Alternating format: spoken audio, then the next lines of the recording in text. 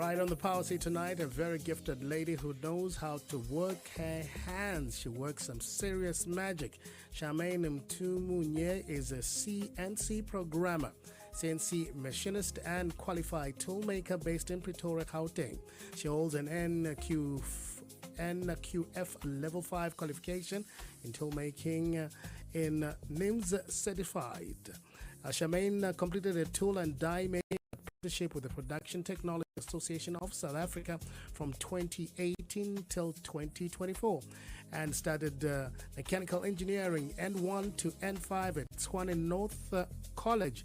She extended her training with on-the-job experience at Ford Motor Company, where she focused on tool maintenance, production line support, tool polishing, trim steel preparation, and CMM operation. She worked as an CNC programmer at Silverstone Components from May 2024 till November 2024. In that role, she interpreted engineering drawings and CAD models, created CNC milling programs for automotive tooling, spare parts, set up and operated NCN machines, and performed qualified inspections. She's joining us tonight right here on the power seat. Charmaine, good evening. How are you? I'm good, and you? Do you have nails on those hands? Actually, funny story, I had. Uh-huh. And then I had an interview and I had to cut them. So there's that. Absolutely understandable. I really need to It's get part of the to training, yeah. I really need to get to the genesis of this. I mean, when you were a young girl, when other girls were playing with dolls, what were you playing with? Bricks. I was playing with bricks outside with the boys. You know? I've come back very late. All right, so tell me about But your yeah. tool making apprenticeship and experience and your training at Ford Motors. How did that go? Well, actually, I started my apprenticeship with PTSA, Production Technologies of South Africa. And that opened up a lot of doors for me. So I was in that for 4 years. And Ford Motor Company said, we want toolmakers. We want people we can train for toolmaking. And I was lucky enough to be selected. That's how I got to Ford Motor Company. Okay. Tell me about your typical day. What does it look like as an apprentice? And as an apprentice, because it's a 4-year program, there's theory, and then we have workshop, and then we also have a lot of OJT being on the job training. So for the first few months of the year, we go to class, we learn all the theory, and then we go to the workshop, we put all that theory to practice. And then after that, they send us to companies to make sure that that theory sticks. So in the companies, we perform what we did in the workshop, but in a company situation. So you know how it actually works in the companies, in different companies. And that is how it would go on a normal year after year. So every single competent skill that I have, I would practice it in the workshop and I'd practice it in the company. Okay. So when I worked out from that apprenticeship, I'm ready for industry. Yeah. I hope you don't mind my saying this. Just from the way you don't look like somebody who would be making, tools and stuff like that. You look like somebody who belongs in the kitchen, But how do people actually, Don't be fooled by the hairband. Don't be This is fooled by it. the hair. It's just for the ears, not to get cold. It's still a bit cold. I see. But really, that's... Yeah. You never. I don't think you can go out there and look like what you're doing until you actually find out. Until I find out how everything is happening. Yeah.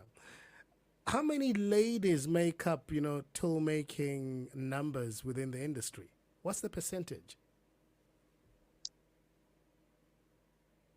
I do not have the specific percentage of the country at the moment, but what I do know is that we do need a lot of ladies in the workshop. Uh, but it's not more of a um, we need we need ladies per se. It's a we need skills Okay, in the I agree. workshop. So most companies they don't hire people based on are they male or are they female. They hire based on do you have the correct skills that we need. An employer says I want specific skills, and whoever comes into the job must have those skills. So I think we do have less female toolmakers, but with a company like PTSA, there's a lot of with a very big intake every single year. There's a lot of females in those classes, so it's producing a Okay. lot of females year by year. And it's indeed an open market for anybody who's into, making things, somebody who's good with their mind and hands, they must become a tool maker. There's a lot of space, right? There's definitely a lot of space because I went from the company. I wasn't employed for long. I think I Okay. spent a month at home and then I got employed. And I got employed by having the connections from the OJT companies, which is very important. If you do well in those companies, they either take you for the rest of the time and you're employed, or you gain very good contacts that can take you further along as you Yeah. go along into the industry. Because it's such a small industry, you are bound to meet somebody you've met before. Okay. Yeah. So you've worked as a CNC programmer at Silverstone Components before going to Italy. Tell me about the skill set that you got from South Africa and how that helped you perform exceptionally when you went to Italy. Um, the PTSA is accredited by NIMS, and NIMS Okay. is an American program. So the skills that we acquire are actually international skills. They're Okay. not just for South Africa. I see what you Uh, mean. we're using a system that, yeah, we're using a system that the whole world uses. So when you get to a place like Italy, the numbers are the same, the tools are the same, everything is still the same. And funny enough, the only thing that's different is the American standard, geometric standard, but millimeters millimeters remain millimeters, I see numbers what you are mean. numbers. So they all remain the same. Yeah. Americans always want to be different, you know what I mean? Yeah, the imperial system, but it's Yeah. an easy workaround. It's not a difficult thing to work around. Okay. So all the skills that I've acquired in the PTSA, I use them overseas. There's nothing that I was lacking when I got there. If I was lacking something, it would have been something small or something Italian, just Italian, and I've never seen it before. Okay. Yeah. All right. You've done well and you've been credited. They say you polished automotive plastic injection molds to a mirror finish in Italy 3 weeks ago. How was that experience for you? It was a beautiful experience. I was there for 1 year, 6 months. Okay. I really enjoyed myself there. I really enjoyed being in a different environment, a different lifestyle. The company itself was run differently. They're very family orientated, but Okay. toolmaking stays the same throughout the world. And I was polishing mirror finish. So imagine taking something as rough as stone and polishing it to the point that you can see your reflection in it. It was Oh, an nice. experience. Yeah, it was beautiful. And in that company, we were making um, we were making tools for automotive as well. Okay. So the outside bodies, they are also made by the specific tools. So it was mirror finished so that you can see nothing on the outside of the body.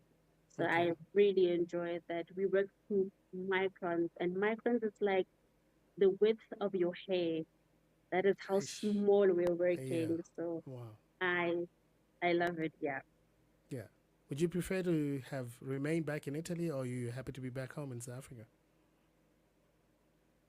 To be honest with you, I missed Braipa and Pura Box. I missed it. I really. You came back for the food, But I see. Yeah. yeah. Mm. Okay. But So all in yeah. all, it was an Mm. all-round experience, and I home is home, and Yeah. True. I think I can contribute more here than in Italy. Yes, there is a skills shortage. I mean, imagine a company was willing to take me. I didn't pay anything. Mm. Everything was sponsored. They took me there. They paid for everything, and they wanted the skill because they have a shortage as well. So Wow. all around the world, your skills will matter. You can go anywhere in the world with this specific tool making skills. So in 2024, you were named the PTSA TDM Powered National Overall Top Achiever and Gauteng Top Achiever. How did you feel after that recognition?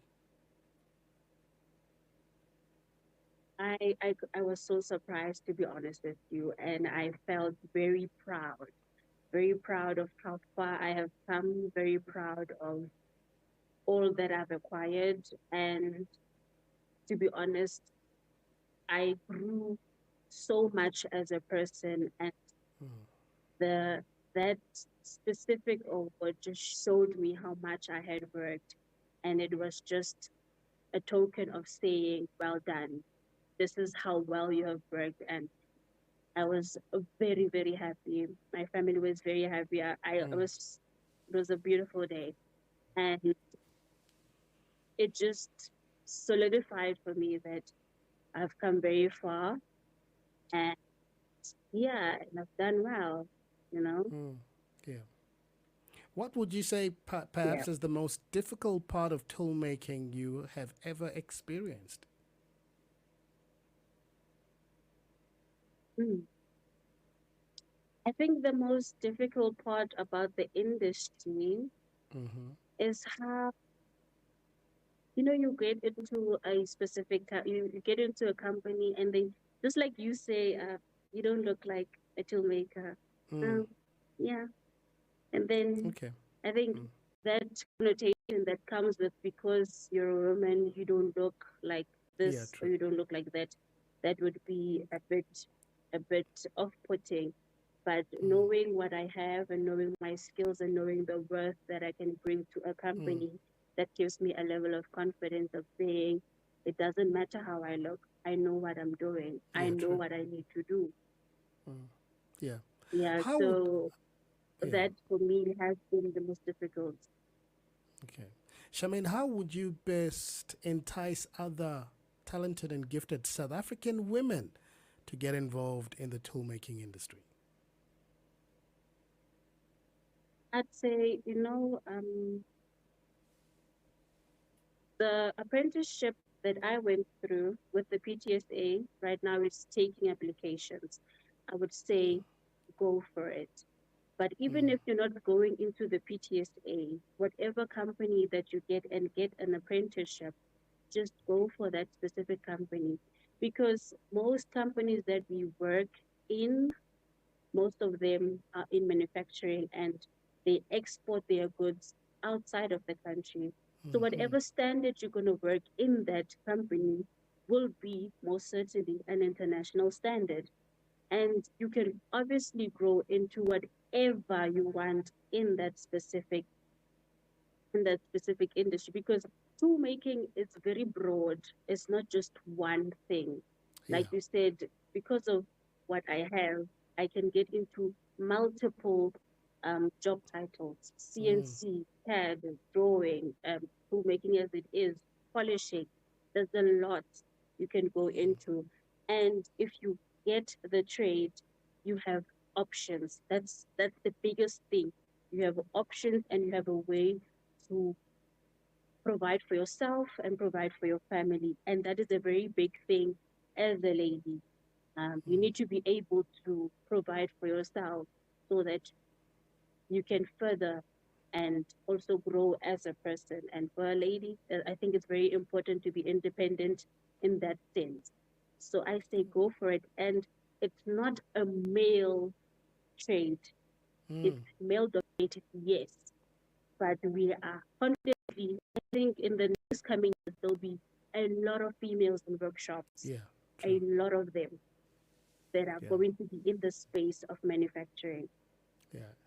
It's almost like computing, when computers first came out, it's just a lot of men who used to do computing. Now everybody does it. Everything is like that. Everything is like that. But now we have to push into, I mean, half of the demographic is not doing a specific thing. That is why there is a shortage.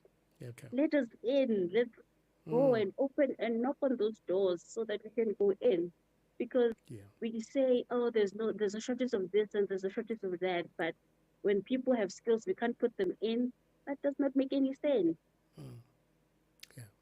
You're quite passionate about engineering excellence and innovation. Where do you see the future of South African tooling going beyond 2026? Um, I think we are I'm seeing a lot of ladies opening companies. I'm seeing a lot of ladies opening companies, becoming managers, operating at very high levels. So another lady from Ford went to Tesla. I mean, if a lady like that can come back to South Africa and start a business, a lot of people will be employed. Uh, I think very soon will be a very big hub for manufacturing. I mean, just like cherries coming into the country, who is needed? Toolmakers. See? So there's still a lot to be done, but I think South Africa is heading in the right direction. Yeah, well, thank you so much for having joined us tonight. Wish you only the best, Charmaine, and yeah, do well. You deserve it. Thank you very much. Thank you for having me. All right. Celebrating women, it still is the month of August, and we salute all productive and gifted women across the African continent. This is African Diaries.